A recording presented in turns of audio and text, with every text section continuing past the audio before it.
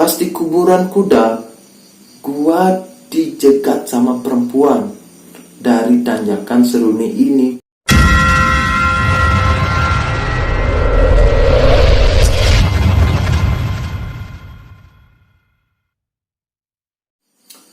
Halo guys, kembali lagi bersama saya Yoga Putra di channel Kata Kusih. Ternyata saya sudah lama tidak membuat konten di channel ini, dan kali ini saya akan membagikan horror story yang saya dapat di web yang bernama wattpad.com yang diupload oleh Gita_94 dengan judul Disesatkan dan Diselamatkan di Gunung Ciremai. Nah, bagaimanakah kisah ini? Tonton sampai habis, oke?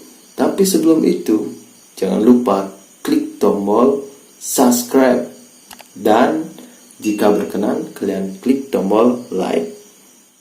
Kalian sudah siap? Kalau sudah siap, kita mulai, oke? Let's go. Sekitar pertengahan bulan Juli kemarin, saya ditemani 9 orang teman melakukan pendakian ke Gunung Ciremai. Ciremai sendiri terkenal oleh hal-hal yang mistis. Akan tetapi hal itu tidak menyurutkan semangat kami untuk melakukan pendakian ke Gunung Ciremai. Singkat cerita, dimulailah pendakian Gunung Ciremai. Kami melakukan pendakian via jalur Linggarjati. Seperti biasa dalam pendakian, pada saat naik atau turun, kami selalu membentuk formasi. Ketika itu saya berada di posisi kedua. Perjalanan dari base camp, pos 1, pos 2 berjalan lancar. Hingga di pertengahan jalan pos 2 menuju pos 3, satu teman saya yang bernama Angger, yang ketika itu sedang asik bercanda, malah hilang kontrol dan berkata, "Ah, monyet lu." Ya, memang maksud hanya bercanda, namun hal itu justru mengundang para monyet-monyet liar datang. Entah ada beberapa monyet yang tiba-tiba berada di atas kami. Yang pasti banyak, dan mereka berteriak seolah-olah tidak suka dengan keberadaan kami. Namun kami memutuskan untuk terus melanjutkan perjalanan, meski dengan suasana yang agak sedikit tegang. Kami ngecamp di tanjakan Seruni dan memutuskan untuk melanjutkan pendakian pada keesokan paginya. Singkat cerita, keesokan harinya sampailah kami di puncak Gunung Ciremai. Berbeda dengan saat naik, saat turun dari puncak kami berpencar terbagi menjadi beberapa kelompok. Perjalanan turun terasa agak lama.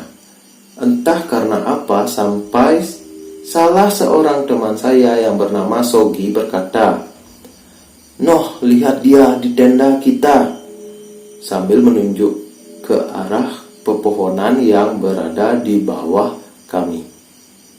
Aneh, hanya Sogi yang melihat tenda. Saya dan beberapa teman lainnya tidak melihat apapun.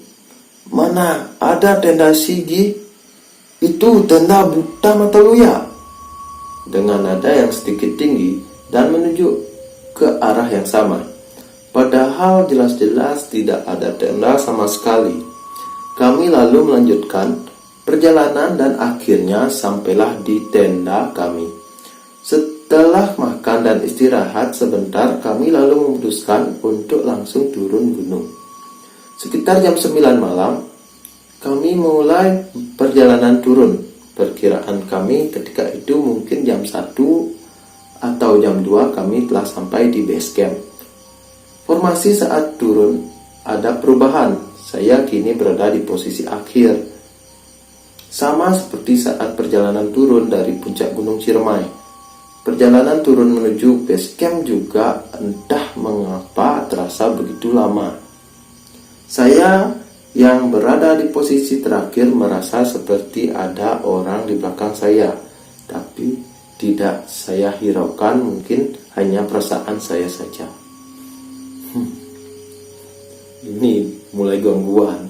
Lalu ketika sampai di kuburan kuda, Mulyadi yang berada di posisi ketiga tiba-tiba berjalan putar balik dengan muka yang panik. Saya yang melihat tingkah laku sobat saya cuma bisa bilang, "Mul, jalan terus. Numpang-numpang kita nggak ganggu kok." Walaupun saya tidak tahu apa yang dilihat oleh Mulyadi. Dan akhirnya sampailah kami di pos Condong Amis sekitar jam 2 WIB. Karena hujan turun, kami pun memutuskan berteduh di pos menunggu hingga hujan reda. Beberapa orang kami langsung tidur, hanya saya, Sogi, dan Hendri yang tidak tidur. Saya dan Sogi yang sangat kelelahan tanpa tidak sadar ikut tertidur seperti yang lain. Namun tiba-tiba Hendri membangunkan kami semua dan berkata, Ayo jalan," dengan nada yang sedikit panik. Dan kami pun melanjutkan perjalanan sekitar jam 3, padahal hujan belum begitu reda. Baru saja melanjutkan perjalanan, kami menemukan jalan bercabang. Hendri dan Alam yang berada di posisi paling depan beradu pendapat, sementara saya hanya diam dan merasa sosok yang mengikuti saya dari tanjakan Seruni mulai memanggil-manggil nama saya. Namun saya coba tidak hiraukan sama sekali. Mungkin hanya perasaan saya saja. Setelah perdebatan yang cukup alot, akhirnya kita sepakat memilih jalur ke kanan.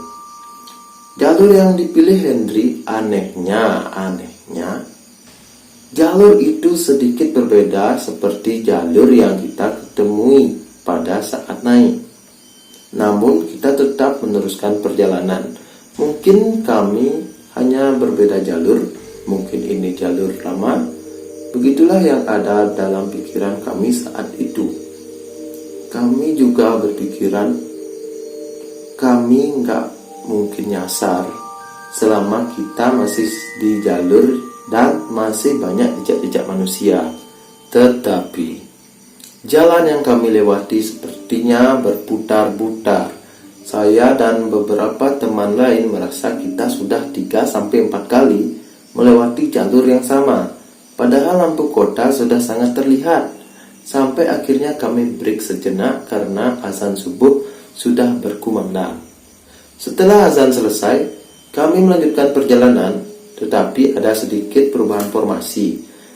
Hendri yang berada di posisi paling depan diganti oleh Kozim. Dan Hendri lalu berpindah berada di depan saya. Dan anehnya, setelah Hendri dan Kozim berpindah posisi, lampu kota pun tidak terlihat lagi, dan tidak lama kemudian kami langsung bertemu dengan pos Lewung Datar. Namun berbeda dengan pos Lewung Datar ketika kami naik, pos Lewung Datar yang ini jauh lebih kecil. Di sanalah saya lebih yakin kalau kita turun melalui jalur lama. Tak lama kemudian kita memasuki area pinus.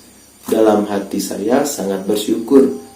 Akhirnya sebentar lagi kami sampai di pos 1. Karena saya melihat ada warung dan seperti ada penghuninya, tidak jauh dari situ ada gubuk yang sudah reot dan sudah mau rubuh. Dan di situ pula suara sosok yang mengikuti saya menjadi semakin keras dan semakin jelas bahwa yang mengikuti saya adalah sosok perempuan. Suara itu kemudian berpindah dari belakang menuju samping kanan saya. Tetapi saya tetap tidak ingin menoleh dan menghiraukan suara tersebut. Saya berusaha tidak panik. Sosok apa itu? Pasti kalian sudah tahu. Tetapi Hendri yang berada di depan saya ternyata juga ikut mendengar suara itu. Bedanya Hendri menoleh ke kanan dan menyender arah kanan seperti mencari sumber suara tersebut. Tidak lama kemudian Hendri jatuh. Tidak jauh dari tempat Hendri jatuh, saya ikut terjatuh. Bedanya saya jatuh lebih parah, sampai terguling-guling, seperti ada yang mendorong dari belakang. Mungkin begini ya, ini gitu. Kaki saya sedikit tergilir, tetapi keadaan memaksa saya berdiri dan tetap melanjutkan perjalanan dengan kaki terpincang-pincang. Dan akhirnya ketika jam 6 WIB, kami sampai juga di pos 1 Cibunar, jauh meleset dari perkiraan awal kami. Pada saat istirahat di pos 1, ada seorang lelaki parubaya menghampiri kami dan bertanya, "Dari atas, jam berapa? Kok baru jam segini udah nyampe?" Tanya si Abah sambil tersenyum. "Jam 9, Bah." "Waduh, lama banget ya." "Iya, Bah, kita tadi kayaknya lewat jalur lama dan sempet diajak muter-muter sama penghuni atas." Sambil tersenyum, si Abah cuma bilang, "Ya sih, biasa. Yang penting kan sekarang udah selamat sampai bawah." "Oh iya, Bah, tadi kita sempet lewatin ada 2 gubuk. Siapa yang tinggal di situ?" "Oh, gubuk itu dulunya warung, sekarang udah tutup. Orangnya tinggal di Kalimantan. Waktu itu ada 2 cewek camping di situ, terus ketiban pohon besar dan mati." Saya yang kaget mendengarnya langsung bertanya, "Cewek yang ketiban pohon?" "Iya, cewek. Kenapa emangnya? Diganggu ya?" "Enggak kok, Bah." Setelah berbincang-bincang dengan si Abah, kami memutuskan untuk lanjut turun menuju base camp. Sesampainya di base camp, ada satu berita yang entah bisa dibilang berita buruk atau berita baik. Berita buruknya, sekitar jam 3, ada 2 pendaki yang hilang dan terpisah dari rombongannya di Leung Datar, jalur baru. Dan kabar baiknya adalah kalau saja kita tidak salah jalur dan melewati jalur baru, bisa saja kita mengalami hal yang sama seperti 2 pendaki itu. Selang beberapa hari setelah pendakian, kami pun berkumpul seperti biasa dan menceritakan semua kejadian yang dialami di Gunung Ciremai. Sogi berkata, "Pas turun dari puncak gua diikutin sama anak macan. Makanya gua buru-buru pengen sampai tenda, dan selama turun setiap gua lihat ke bawah pasti ada tenda banyak banget, tapi pas deket tendanya nggak ada." Lalu Mulyadi berkata, "Pas di kuburan kuda, gua dijegat sama perempuan. Dari tanjakan Seruni ini perempuan ngikutin kita. Tapi pas di kuburan kuda dijegat gua, kayak nggak ngasih jalan gua buat lewat." Sang penulis pun berkata, "Sama kayak Mulyadi, gua juga ngerasa diikutin perempuan dari tanjakan Seruni. Malah manggil-manggil nama gua terus. Tapi gua diamin, gua nggak nengok. Pas Henry pindah ke depan gua, dia juga dengar kayaknya. Dia langsung nengok, makanya gua sama Henry jatuh." Lalu Henry ngomong lagi, "Pas lu semua tidur di condong amis, tiba-tiba tabunan sampah gua mati, terus gua ngeliat kayak orang gede hitam berdiri di belakangnya Angger, kayak pengen ambil si Angger gitu. Makanya gua langsung bangunin lu semua, gua takut si Angger kenapa-napa."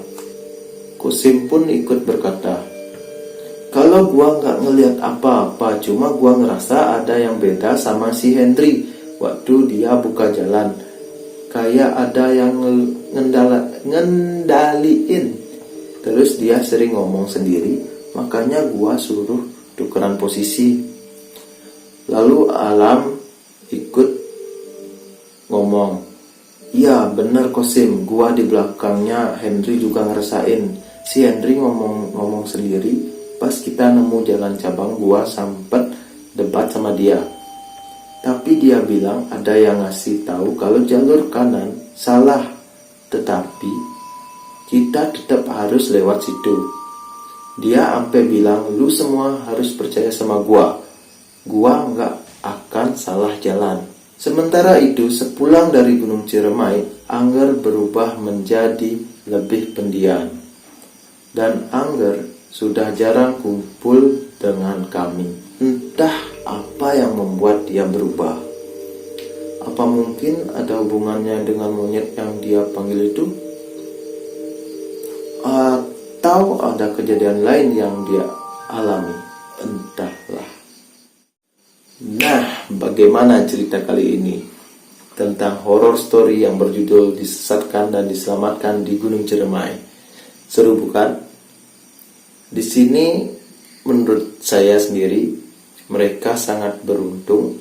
Satu tim selamat, walaupun mereka mendapat gangguan-gangguan mistik. Tetapi karena gangguan-gangguan tersebut, mereka menjadi selamat. Oke, karena sudah selesai, di sini saya bercerita tentang horror story ini. Ingat, klik tombol subscribe dan jika berkenan klik tombol like. Tunggu lagi cerita-cerita yang saya akan berikan tentang horror story yang saya dapatkan di web lainnya lagi. Oke? Terima kasih sudah menonton. Sampai jumpa. Ciao.